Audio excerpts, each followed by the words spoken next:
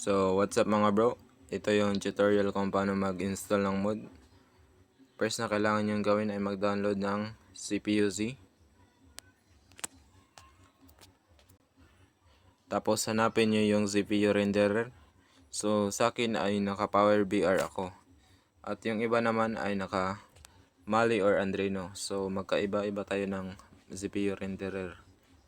Importante na malaman nyo para alam nyo yung ilalagay nyo pag nagre-renew kayo. So, pag natapos nyo na malaman kung ano yung CPU renderer nyo, punta na kayo sa Zarkyber. So, kailangan nyo muna mag-install ng APK. So, ako, hindi ko na kailangan mag-install kasi naka-install na ako. So, pagkatapos nyo mag-install, punta na kayo sa download, tapos pindutin nyo yung B2. Tapos view.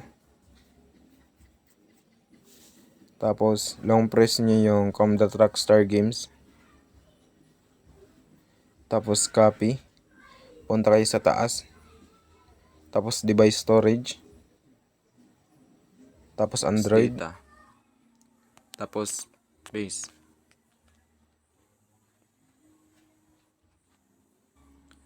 So pag may nakalagay na ganyan, pindutin nyo lang tong apply to all files. Tapos replace.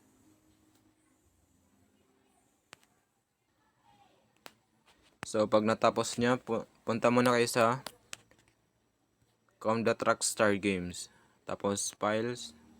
Tapos txd. So dito na tayo magre-rename. Itong apat na to ay dapat ma-rename natin para gumana yung laro. So sa GTA 3 muna tayo mag-rename.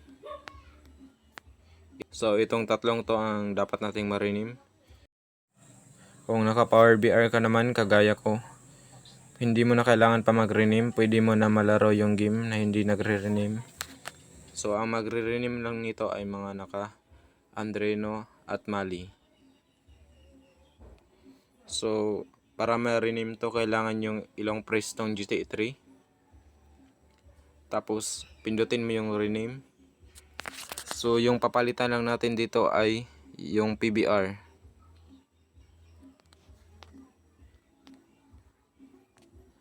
So kung naka Andreno ka, ang ilagay mo dito ay DXT. Kung nakamali ka naman ay ETC. So ganun lang mag-rename. Kung pagkatapos mo na rename, pindutin mo lang tong OK.